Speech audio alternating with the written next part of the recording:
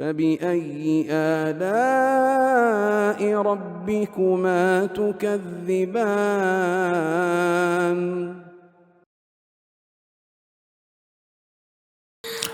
Kemudian yang ke-11 dari sudut penting mempelajari sirah Rasulullah sallallahu alaihi wasallam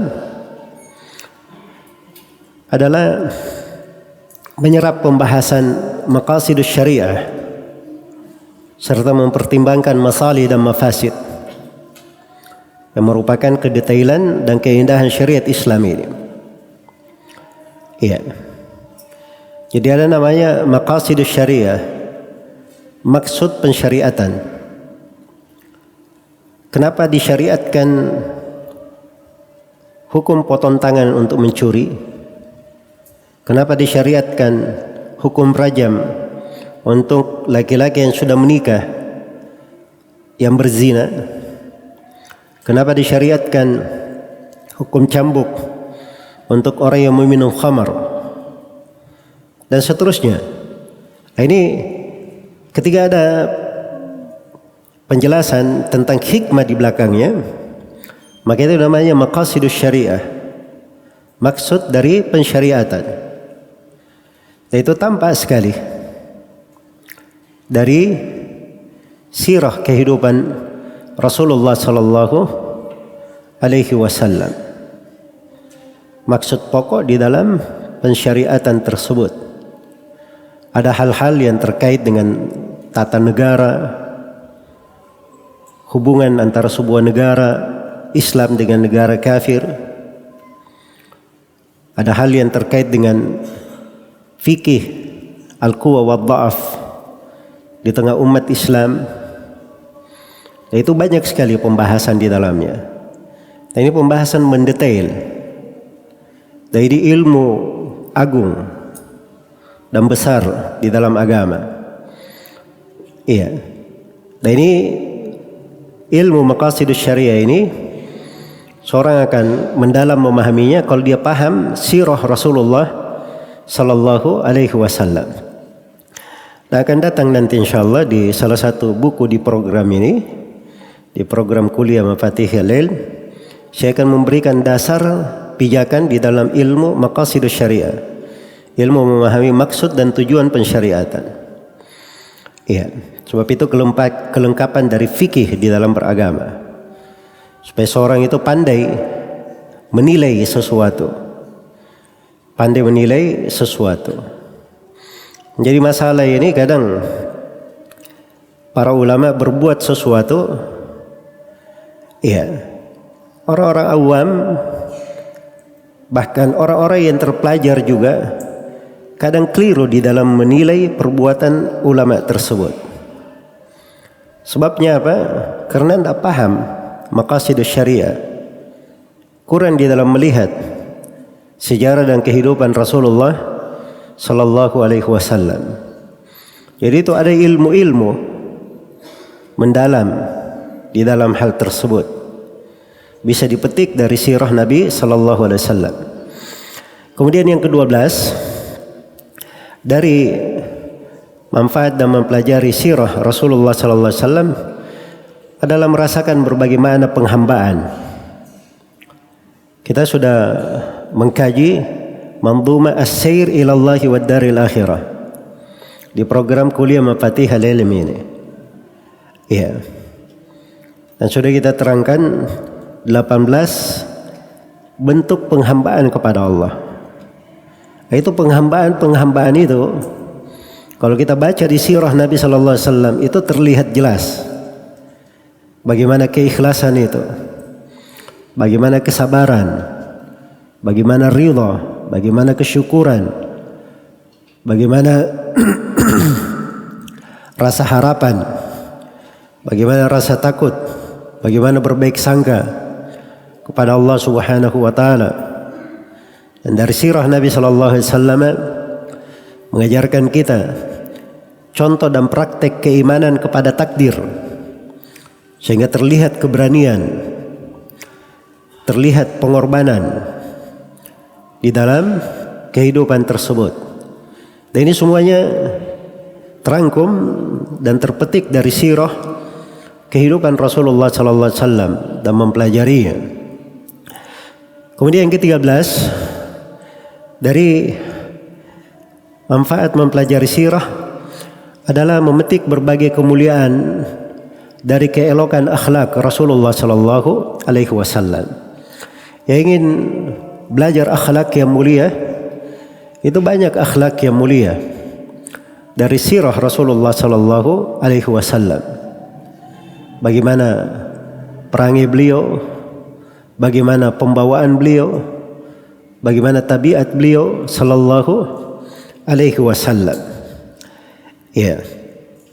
Maka itu akan menjelaskan kepada kita semua bahwa ilmu sirah ini, pembahasan tentang sirah Nabi sallallahu alaihi wasallam, itu pembahasan yang agung. Pembahasan yang agung. Iya. Dan banyak sekali manfaat yang ada di dalamnya. Yang ke-14, dari manfaat mempelajari sirah Nabi sallallahu alaihi wasallam, membantu kita untuk memahami Al-Quran dan Sunnah Rasulullah sallallahu alaihi wasallam.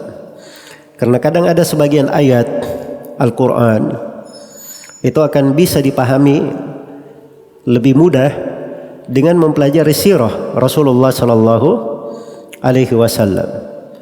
Iya, kita akan mudah untuk memahaminya. Seperti misalnya kejadian-kejadian atau ayat-ayat di dalam Al-Quran yang mengisahkan tentang sebagian peperangan Rasulullah sallallahu alaihi wasallam. Anggaplah misalnya ayat di surah Ali Imran. Allah Subhanahu wa taala berfirman, "Alladzina qala lakumun nasu innan nasa qad jama'u lakum fakhshawhum fazadahum imana wa qalu hasbunallahu wa ni'mal wakil." Ini perlu diterangkan ayat ini. Alladzina qala lakumun nas, orang-orang yang mereka ini manusia berkata kepadanya. Ini satu kata manusia. Manusia berkata kepadanya. Apa kata manusia ini? Innan nasa. Ada manusia lagi yang berkata, atau innan nasa qad jama'u lakum. Ada manusia yang sudah berkumpul untuk membahayakan kalian.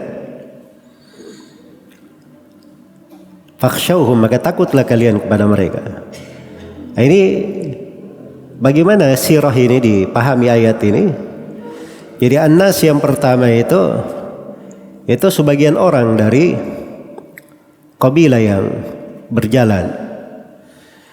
Jadi itu kan kisahnya ini berada di akhir dari kisah perang Uhud. Setelah Nabi sallallahu alaihi wasallam dan para sahabat kena pukulan hebat dari kaum musyrikin disebabkan karena pasukan pemanah yang melanggar perintah Rasulullah turun dari gunung, maka Rasulullah terluka. Banyak sahabat yang kocar-kacir, tapi akhirnya kembali lagi. Mereka melakukan perlawanan sampai berhasil memukul mundur Abu Sufyan dan pasukannya. Begitu Abu Sufyan dan pasukannya sudah mundur, ya mereka berada di satu tempat. Mereka berkata, ini Nabi Muhammad dan para sahabatnya sekarang di posisi kesulitan, masih terpukul dengan pukulan yang mereka peroleh di dalam peperangan. Maka tidak cocok kalau kita kembali ke Mekah. Kita bereskan saja mereka. Kita habisi dari awal sampai akhirnya. Itu kata mereka. Jadi berlalu satu kelompok, satu kabilah, satu rombongan. Ya, disebut namanya di sebagian buku-buku sirah dan sebagian buku-buku tafsir. Ketika mereka berlalu melewati pasukan Abu Sufyan, maka mereka dengar itu dari Abu Sufyan. Abu Sufyan minta supaya sampaikan itu kepada Nabi Muhammad sallallahu alaihi wasallam bahwa kami sudah bersatu padu ingin menghabisi mereka dari awal sampai akhir. Maka mereka ini pun berjalan ke Madinah lalu menyampaikan hal itu kepada Nabi sallallahu alaihi wasallam dan para sahabatnya. Maka yang terjadi apa? Fazadahum imana. Mereka malah bertambah keimanan. Wa qalu hasbunallahu wa ni'mal wakil. Dan mereka berkata, Allah lah yang mencukupi kami dan sebaik-baik tempat bergantung. Nah, ini dari sirah ini kita akan paham makna dari ayat. Akan paham makna dari ayat tersebut. Jadi sirah Nabi itu membuat seseorang bisa lebih memahami dari ayat-ayat yang turun. Demikian pula sebagian hadits Rasulullah sallallahu alaihi wasallam yang datang penjelasan atau tentang sebuah hadits. Nah, begitu kita rinci di dalam sirah Nabi sallallahu alaihi wasallam, maka akan nampak makna dari hadits tersebut. Di mana Nabi mengucapkannya, apa maksud Nabi mengucapkannya, apa kandungan dari hadits itu, cakupannya. Itu kadang bisa dilihat dari sirah Rasulullah sallallahu alaihi wasallam. Maka ini diantara manfaat mempelajari sirah Nabi sallallahu alaihi wasallam. Kemudian yang ke-15, bahwa di dalam mempelajari sirah Nabi sallallahu alaihi wasallam itu terdapat pokok pelajaran penting bagaimana cara berdakwah di jalan Allah. Terdapat pelajaran bagaimana cara berdakwah di jalan Allah. Iya. Karena ilmu itu dipelajari. Tapi bagaimana menyampaikan ilmu, mengajak manusia kepada ilmu itu namanya berdakwah. Jadi itu ada ilmunya juga. Dan ilmu cara berdakwah ini itu banyak penerapannya di dalam sirah Nabi sallallahu alaihi wasallam. Jadi ini 15 manfaat, sebagian dari banyak manfaat di dalam mempelajari sirah Rasulullah sallallahu alaihi wasallam. Baik.